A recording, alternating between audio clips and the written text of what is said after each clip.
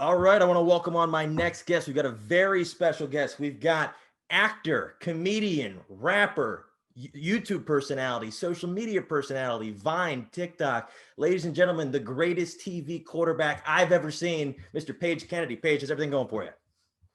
What up, though? I'm giving a fake ass clap for myself since there's no audience there to acknowledge my scintillating opulence.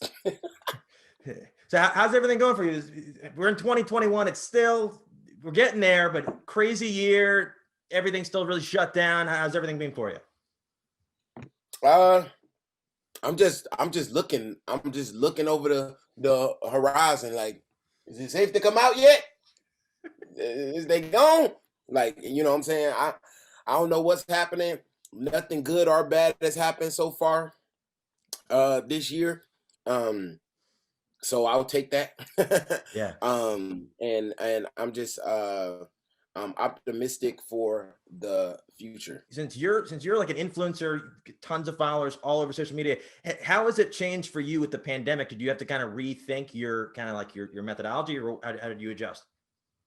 Well, I hadn't been doing internet videos lately when the pandemic happened because I was working on a show, a new show that I'm on Netflix. Oh, And cool. so I was focused on that. But when the pandemic hit, I just said to my son, I was like, hey, I know we ain't want to get on TikTok. We already did all the apps. What are we going to say? Like, what is our thing going to be? And we just decided, let's just go for it. So we decided to make it a job, same way we did in Vine. When we was on Vine, we made it a job. We made it every day. We do videos, and so me and my son decided to do that every day. We were going to do TikToks, and TikTok was super fun when the pandemic first started. You was stuck in your house. There was nothing to do. Everybody was doing it. It was kind of new. The audience was there, so it was like a fun thing to do every day. But then after like 7, 8 months of doing that, you kind of get burnt out. So now I'm kind of like in that place where I need to like figure out how to get my fervor back for it, especially with all of the new rules that they have of them just, TikTok will delete a video just because. Like, I yell at my son, oh, you are bullying a minor. And I'm like, this motherfucker is not a minor and he my kid. I will whoop his ass if I want to. But so it's a little frustrating. But the pandemic is definitely what made me get into getting back into shooting videos. That's awesome. And is it how is it kind of a similar kind of like brainstorming process when you're thinking of ideas similar to when you were doing Vine? For the most part, actually TikTok is a little easier Interesting. because they have all of these challenges, and that's like the thing to do is to basically take someone else's idea and redo it. So you can do that, or you can be creative. You have choices. On Vine, you could only be creative. Like, if you took somebody else's idea, everybody would know you took that idea, and you would have to like augment to that idea and then like give them the credit of it. But like now, since TikTok allows everybody to be creators, it's one idea and everybody just do the same thing. And then I know TikTok, I'm not sure if Vine used to do, I know TikTok, you can redirect people to your other social media, especially YouTube. Has that worked out for you? Because I know I've seen you put some of your songs on there to redirect people. Is that kind of translated for you? Yeah, I think it helped the music, especially the type of music that I'm doing right now, like the socially conscious music on my new upcoming album Page, self-titled, February 12th.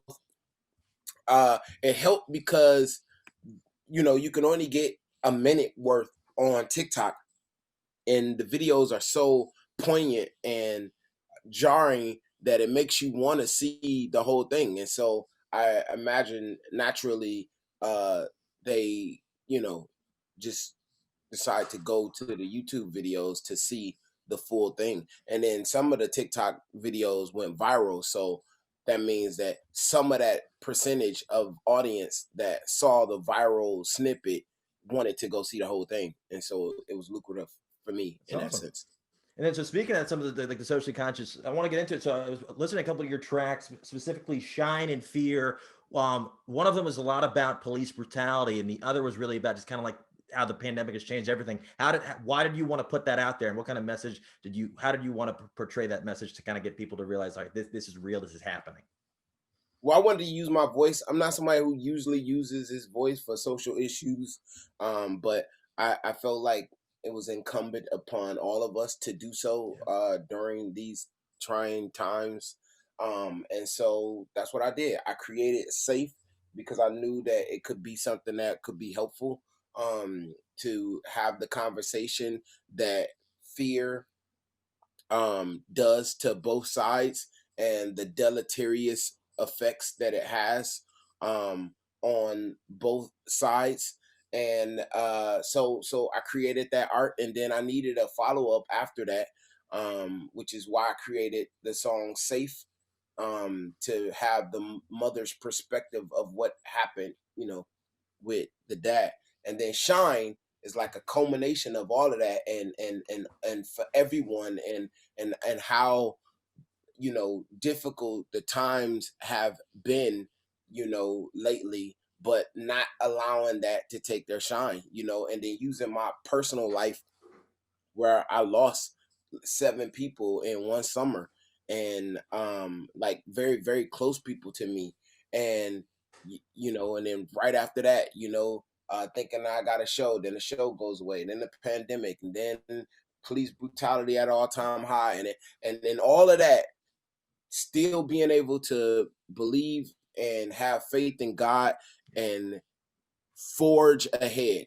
It's a song of inspiration and promise, and I felt like it was needed after the two songs, Fear and Safe, to have some respite, which is what that was. Yeah, absolutely. I'll link it to here, but it's awesome. I'll show everybody that. So I want to get into just kind of your career as a whole. So when did you kind of know you want to get into kind of like performing and comedy and acting? When I was maybe 7, I fell in love with Michael Jackson, and that was it. Like, I found Michael Jackson, and then I knew I wanted to entertain people for the rest of my life, because I watched him go on stage, and I watched thousands of people just lose their mind. Like, they just can't even control themselves. They just become incontinent. Um, and I, I said, wow, I want to have that effect on people and make people that happy. And so that's when I got into rapping, and I rapped my whole life, like through elementary school, middle school, high school, college, here, even now. Um, and then the acting came like at the end of high school and going into college. That came, and then I went through the process of going through colleges, honing my skills, learning the craft, and moved out to LA. And the acting is what took off. So That's that's awesome. why. Did I see you went to UDell? University of Delaware for graduate school. Oh, cool. That's wild. Yeah, I mean, like, it's like you and Flacco. I don't know anybody off the top of my head went to UDell. That's wild because it's right up the road. That's crazy. Right. Did you? I saw some video. I think you guys, the cast of Blue Mountain State, did it the last couple of months, and you said you actually played football in college, but you weren't as good as Radon. Right. I was nowhere near as good as Radon. Yeah, I played at Western Michigan University. I tried to play for Grand Rapids Community College, but they cut me. So, because I couldn't catch that good, to be a running back. And I played for Western Michigan University for a little while, and I got my ribs broken. And then the theater department said, "Well, you're not going to be cast in lead roles if you play again next year." And they were the ones giving me a scholarship. I was a walk-on football player, so that was the end of that. That's wild. You could be like the kind of like the hurt kid, but that's not, you're not getting many active parts with that one. That's incredible. And then so what was that process like moving out to LA, kind of getting your name out there and getting known? I moved out here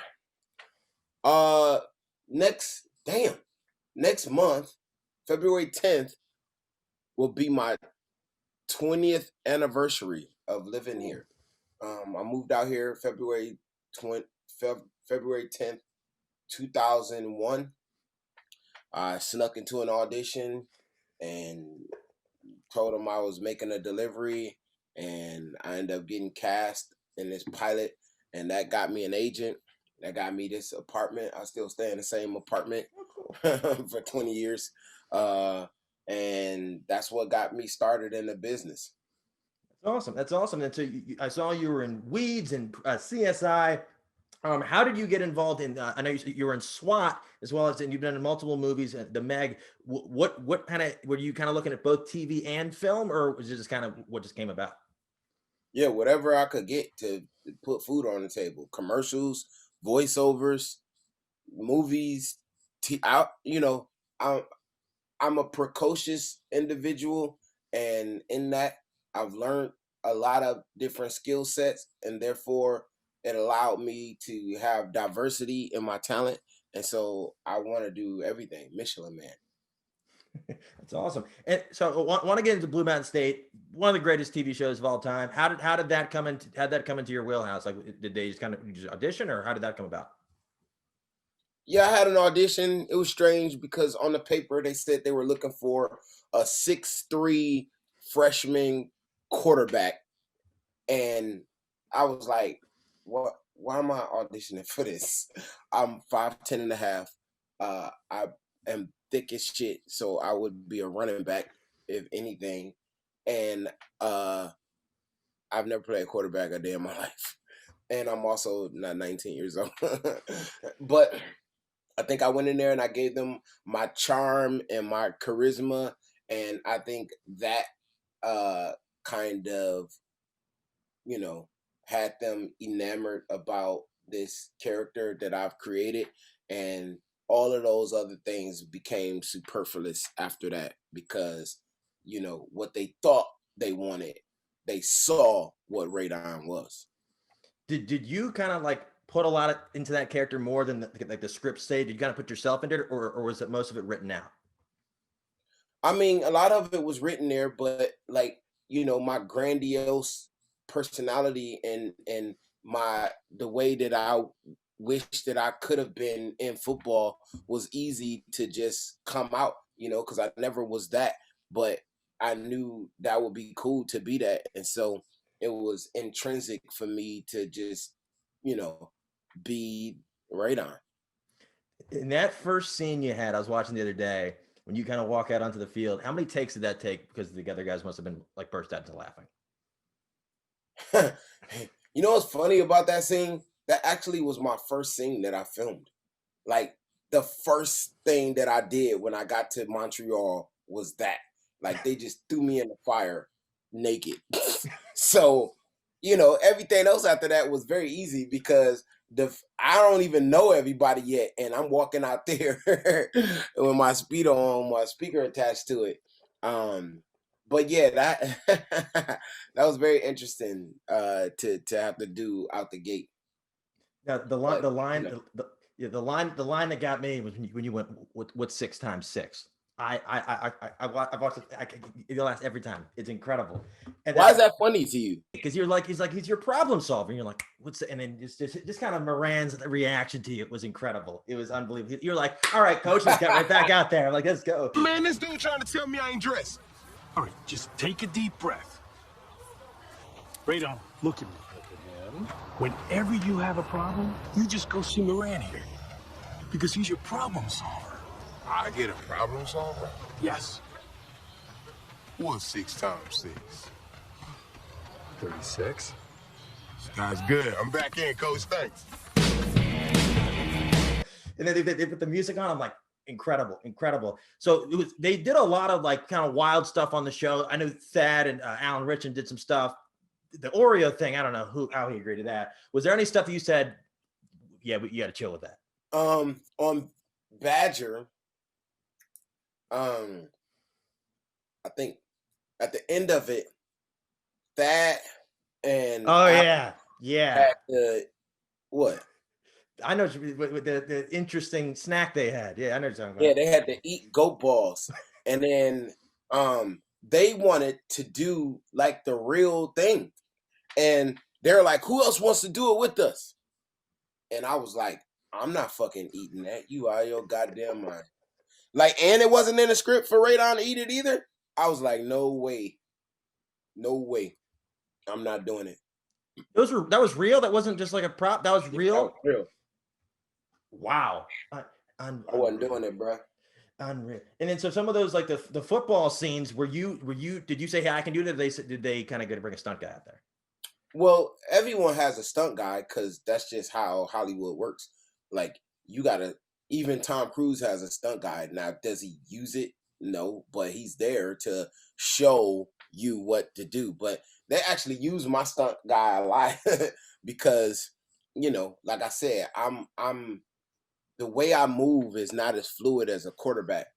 And so I was just learning how to play a quarterback on the fly. It's not like I had like months of training before. It was like as it was happening. And so they got a real quarterback to make me look cooler. I mean, I still had to do everything that he did, but it just sometimes they use him and sometimes they use me. Is he available? The Washington football team needs a quarterback right now. Is he available? They got.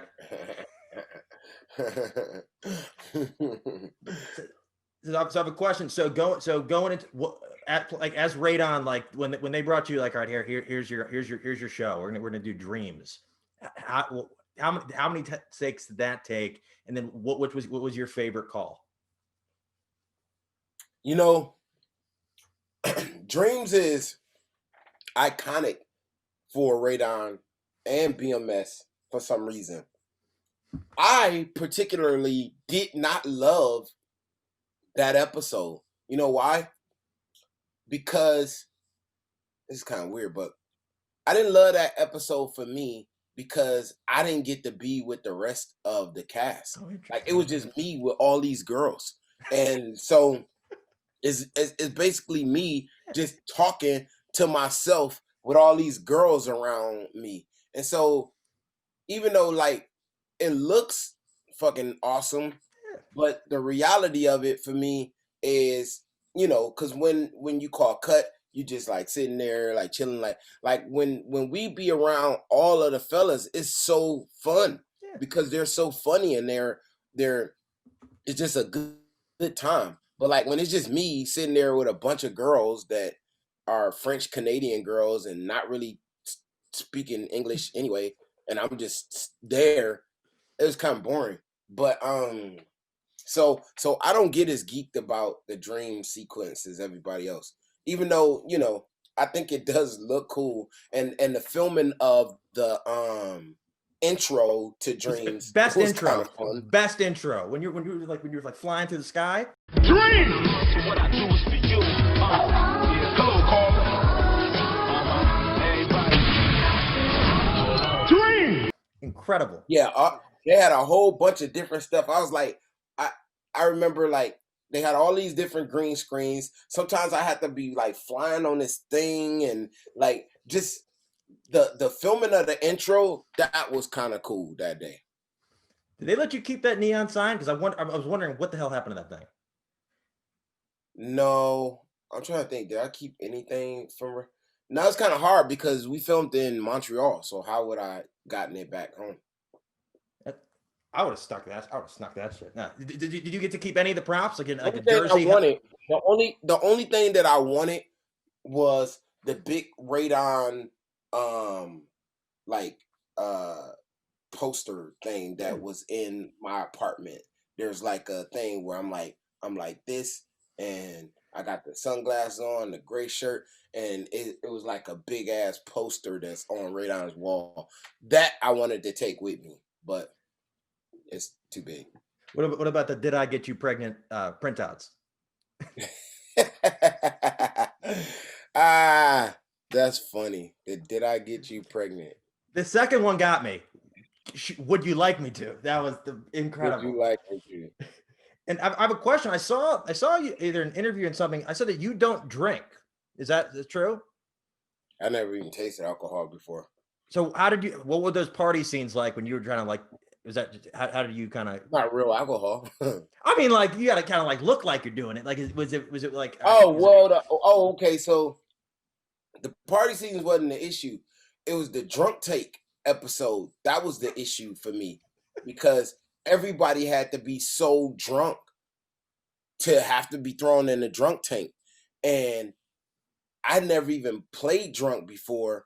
And so it was very awkward for me because I had to like ask people and I had to like try and figure it out. And I was just doing like this like the whole time because I'm thinking this. And Romansky was like, Paige, you're not sleepy. Why you keep wiping your eye? But in my brain, I was just like, what?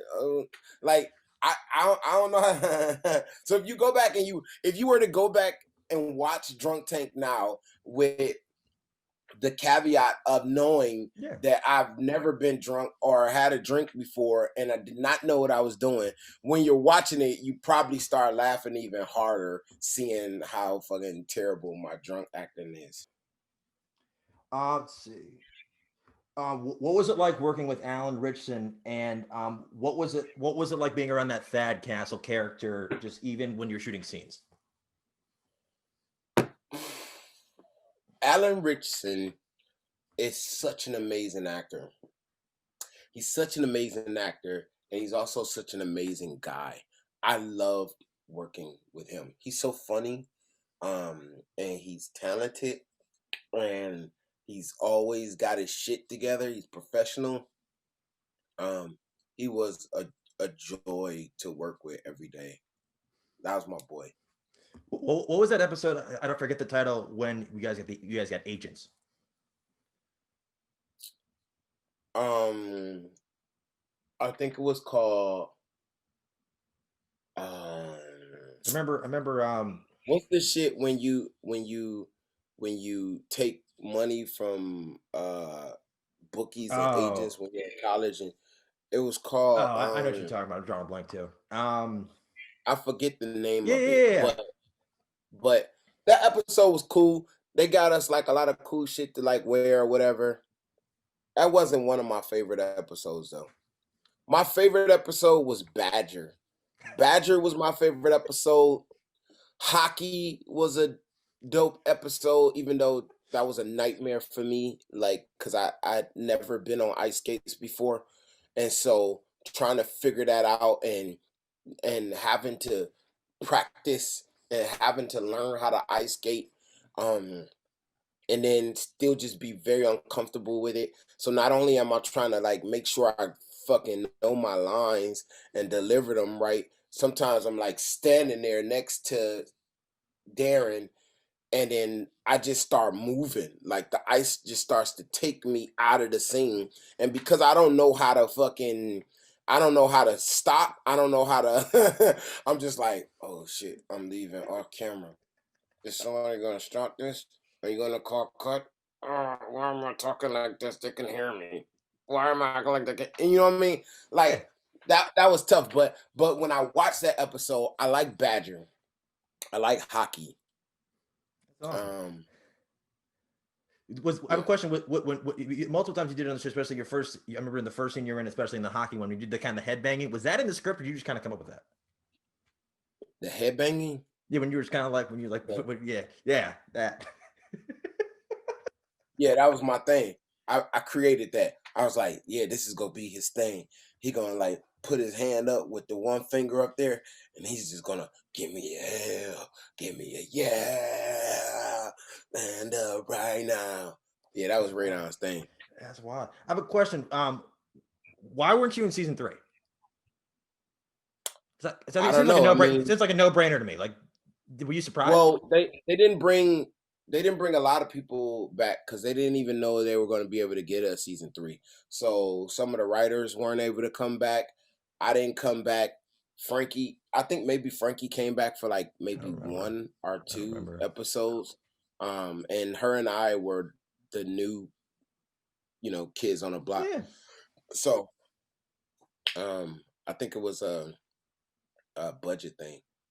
I have a question. Before the pandemic, how many people on an average day will come up to you and say, Radon? A lot. Every day. Does it get tiring? Does it get tiring, or do you like, I like to watch the show? No, you love it, right? You worked hard on it, and you love the fact that people are still like into it. And so I love it. I think more people come up to me for Blue Mountain State than anything else, and that goes for weeds or the man. Wow.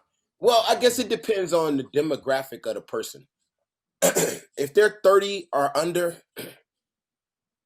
and they're not black, then it's probably Blue Mountain State.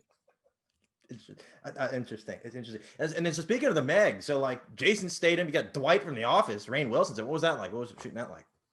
Well, I worked with Rain the year before that on this TV show called Backstrom, where we were cops. Yeah. And so it's just interesting that, you know, we were in Vancouver together shooting that series, and then the next year we go out to New Zealand and we shoot this big ass movie. And Rain and I are fast friends. Cool. I just talked to him a couple of days ago, and we're very, very close.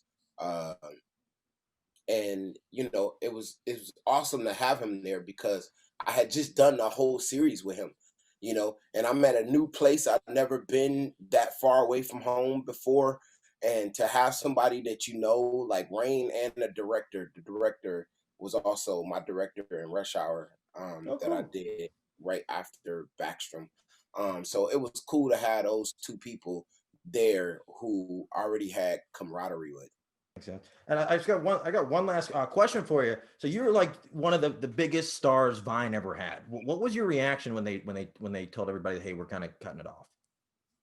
Well, there's a difference. Like when somebody close to you dies and they die abruptly, that shit is like mind boggling. That's like a slap in the face. That's like, what the hell? But when you got like a grandma and she's old and she's been sick and she's in and out of the hospital and you barely see her or talk to her and then she dies, it's like, oh, damn, she dead. That sucks. But then you just kind of going about your life because you've been kind of preparing for it anyway. Well, that's what happened with Vine. Vine didn't just all of a sudden stop. You know, they didn't want to pay the influencers, and we told them like this is the way that we stick around. They didn't want to do it, so then they start to try to brood the new crop, and that new crop was not built the way we were built, and so the content was not as, you know, appealing, and so it just like slowly were dying anyway. Like nobody was even on it. It was a wasteland. So when it left, it's like, okay, Interesting. you know, but TikTok came, and TikTok is actually better than all of the apps. Like it's my favorite one Cool. because it, you know, they with the For You page, you can have stuff that's just like the stuff that you enjoy, that you like. So on my timeline, there's a bunch of cats and fucking animal stuff, you know, or hot girls dancing. I have a question I don't from really like. when you're doing like a scene for that, like a sketch. How quickly can you realize like this is going to be a hit? You never know.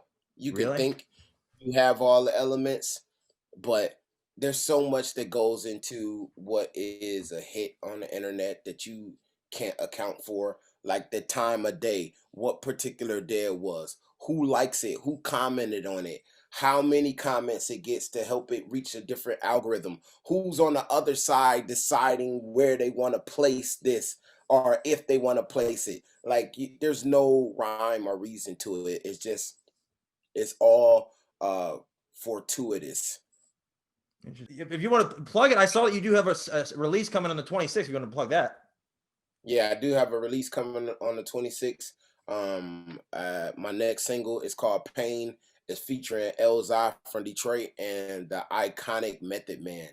Oh wow. It's one of my favorite songs on the album, and yeah, it's hard. Awesome. Awesome. Well, I'll plug that in everything, but I do appreciate it so much you taking the time. And then how can people find you on social media, find your YouTube, find everything you're working on? Yeah, everywhere. I'm on social media, everywhere that you are on social media at Paige Kennedy.